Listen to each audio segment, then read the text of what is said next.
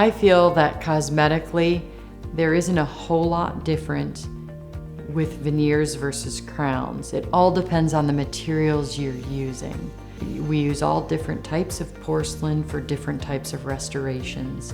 So we would need to assess your bite and evaluate you to determine if you're a candidate for crowns or veneers. But we use both options equally. It just is case-by-case basis if we're going to use a particular material over another.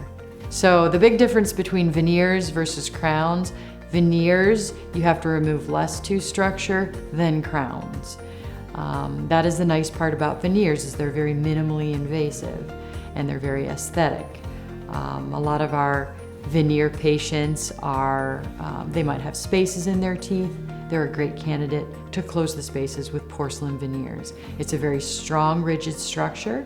If it's well bonded to the tooth structure, it can last for years and you can be very, very comfortable with it. The full coverage crown, that's a protectant to a tooth that has a lot of stress on it. A grinder at night when you're sleeping, if you're grinding.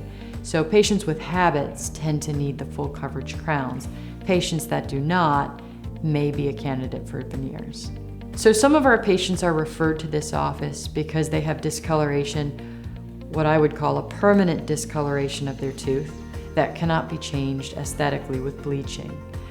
So those patients will need either full coverage crowns or veneers dependent on the patient's bite. For veneers and crowns, we use a specific type of porcelain, and each porcelain has a strength to it. They're highly aesthetic. They create some translucency so the tooth doesn't look, fake. The last thing we want is for you to have something that doesn't look natural.